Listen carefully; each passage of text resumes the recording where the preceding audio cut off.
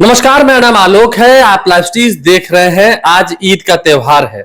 Live स्ट्रीज की team की ओर से आप सभी को ईद की दिली मुबारकबाद। जिन्होंने पूरे महीने भर इस रमजान के पवित्र महीने में रोजा रखा, अब उन्होंने आज ईद भी मना ली है। देखिए, हमारे साथ श्री गणेश्वर है। अगले साल लोकसभा के चुनाव होने हैं और इस साल ईद के त्योहार पे भी बहुत खुशियों के रंग देखने को मिले। सभी ने बधाइयां दी। लोकसभा चुनाव के दृष्टिकोण से कुछ ऐसी तस्वीर निकल के आएगी जिसका प्रभाव, क्योंकि अगले साल इस वक्त हम लोग लोकसभा चुनाव के दौरान रहेंगे, समय चलता रहेगा, कुछ ऐसा लगा कि हाँ इसका प्रभाव पड़ेगा 24 पर? देखिए आलोक, हर त्योहार को आप लोकसभा चुनाव से जोड़ दे रहे हैं। ठीक है, राजनीति है, जोड़ना भी चाहिए। और हम तो रामनवमी को भी जोड़ते हैं। नहीं, रामनवमी को भी जोड़ते हैं, मकर संक्रांति को भी जोड़ते हैं और दुर्गा नवमी को भी जोड़ते हैं। ठीक है, तो आपने बात कर दी, आज ईद का त्योहार है। तो देखिए, कई चीजें नोटिस करने लायक है कि सबसे पहली बात कि सुबह सुबह उठकर मुख्यमंत्री नीतीश कुमार गांधी मैदान पहुंचे। सुबह 7:20-25 में 7:20 में पहुंच गए थे जी। फिर तेजस्वी यादव फुलवारी शरीफ पहुंचे जी। लेकिन एक बात गौर कीजिएगा, मैं नरेंद्र मोदी और अमित शाह की बात नहीं कर रहा। बिहार बीजेपी के बड़े से बड़े नेता ने भी, बीजेपी की बात कर रहा हूं, ईद की मुबारकबाद का ट्वीट भी नहीं किया, कोई पोस्ट नहीं किया, कोई पोस्ट नहीं किया, सोशल मीडिया के माध्यम से भी बधाई नहीं दी, सोशल मीडिया के माध्यम से भी बधाई नहीं दी।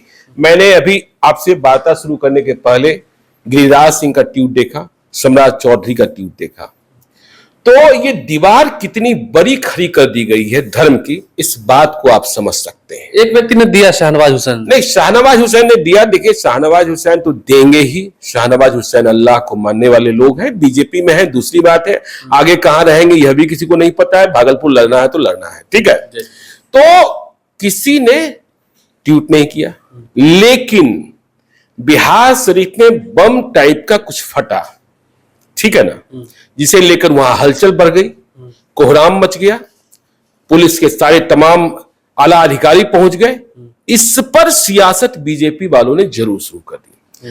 तो देखिए, यदि आज हम ईद के दिन बात कर रहे हैं और आप जानना चाह रहे हैं साल 2024, देखिए बिल्कुल स्पष्ट है बीजेपी की रणनीति। नरेंद्र मोदी सबसे बड़े ब्रांड तो हैं ही, लेकिन इसके बराबर मुसलमान बनाम जय श्री राम, मुसलमान बनाम जय श्री राम। और ये जो रीति नीति है, जिस तरीके की दीवार खड़ी कर दी गई है, उसमें वोटों का संग्रहीकरण, कलेक्शन दूसरे तरीके से करने की योजना है, ठीक है ना।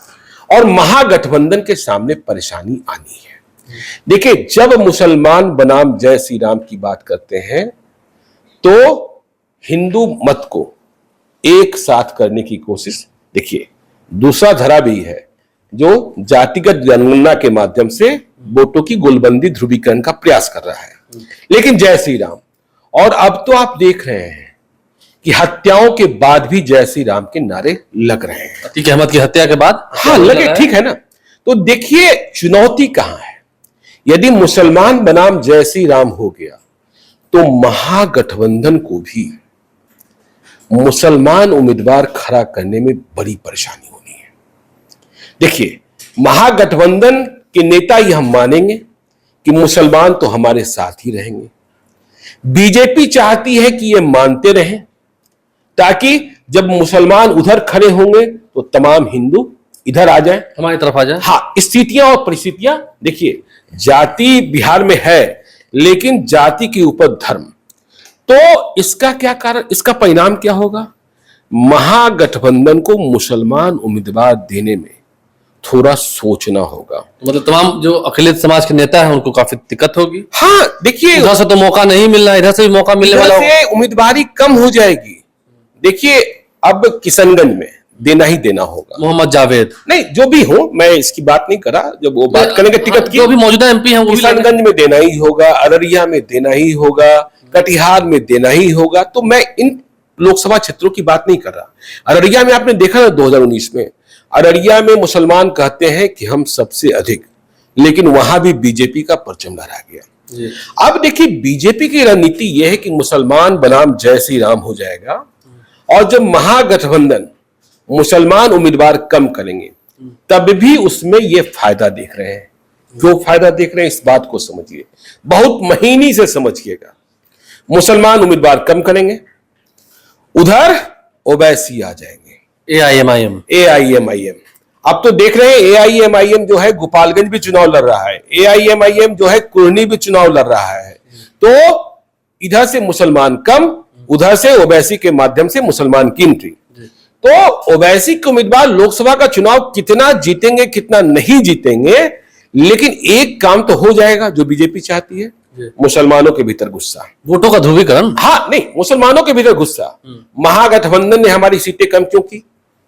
महागठबंधन की मजबूरी दूसरी है कि यदि वोटों का ध्रुवीकरण ऐसे हो रहा है, मुसलमान बनाम हिंदू, मुसलमान बनाम जय श्री राम, तो देखना यह होगा कि यदि महागठबंधन ने मुसलमान बना दिया तो कहीं ऐसा ना हो कि सारे हिंदू एक तरफ हो जाए। ठीक है, जबकि बिहार में माई समीकरण की बात करते हैं लोग, मुसलमान और यादव की बात करते हैं, लेकिन आप सिवान चले जाए तो वहां मुसलमान और यादव भी नहीं होता है।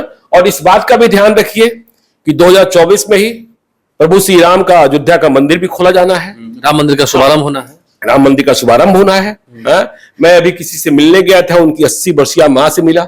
मैंने पूछा जिंदगी की अंतिम इच्छा क्या बची है माता जी? बोले भगवान श्री राम के मंदिर का दर्शन। ठीक है ना?